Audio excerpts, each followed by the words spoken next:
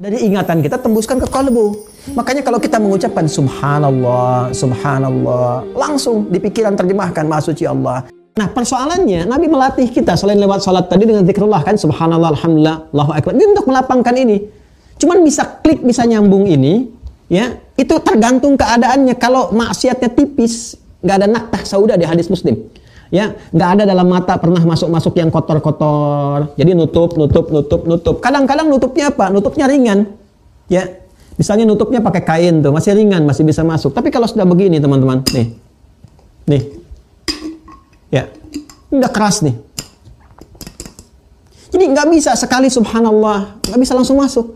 Subhanallah 2 kali, paling minimal 33 kali sampai terurai ini. Baru ada koneksi lagi. Ya kadang-kadang ada orang yang sudah begini terputar rapat begini tuh. Terus tobat dulu. Makanya guru-guru kita itu Masya Allah alim. Ya, kami punya guru-guru masyayikh itu Masya Allah, Allah berikan firasatul mu'min haqqa. Ya, firasat orang beriman itu feelingnya nyata gitu, kuat.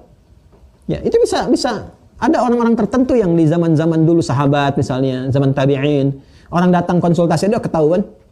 Ya, ada orang bertanya, pertanyaan yang serupa, tapi jawaban bisa beda. 2 orang, kasus yang sama. Ya.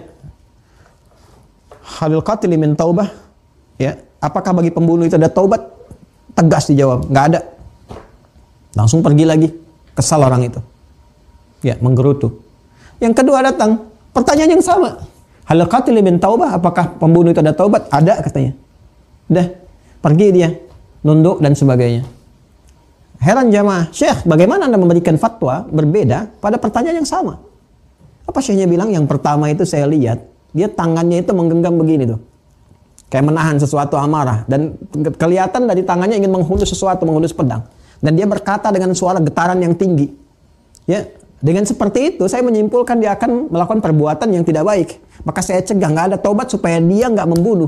Supaya nggak berperilaku buruk. Dan terlihat setelah itu dia menggerutu, tapi dia sadar nggak melakukan perbuatan dimaksud. Yang kedua terlihat, saya lihat di matanya rona penyesalan. Terlihat matanya sayu, ada wajahnya mengkerut dan sebagainya. Saya katakan ada taubat. Karena selalu ada harapan untuk kembali.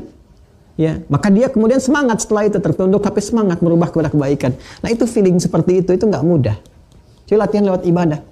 Apalagi orang sekarang kalau bertanya seringkali nggak jujur. Ustadz, kalau ada kasus seperti ini, padahal dia yang mengalami. Atau ekspresinya nggak bisa ditebak, karena kenapa dikirimkan lewat WA, email, DM, macam. Jarang orang mau datang, mau nyampaikan ini, dia kirimkan, kita nggak bisa lihat. Itu kalau Allah nggak bimbing, nggak hati-hati, bahaya juga itu.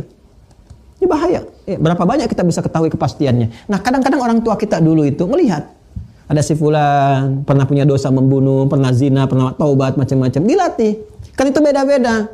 Kamu nih istighfar 1000 kali. Kamu nih istighfar 500 kali. Kamu nih istighfar 200 kali. Itu bukan bilangannya. Kayak dokter, ya, dokter ngasih resep nih. Itu tiap orang beda-beda begini. Itu untuk merasakan, dilatih kamu begini. Dari tingkat keadaan dia supaya merasakan nikmatnya zikir itu. Begitu nikmat dilatih langsung. Sholatnya jadi lebih mudah lagi. Baca Qurannya lebih nyaman lagi. Itu maksudnya ke situ. Nabi ngasih kita standar 33 tiap setelah sholat. Itu standar bagi setiap orang. Masa iya sih sudah 33 nggak sadar juga? Subhanallah, subhanallah, subhanallah. Jadi bukan cuma di lisan. Zikir itu kan ingat. Apa yang diucapkan harus sampai ke ingatan. Dari ingatan sampai ke jiwa.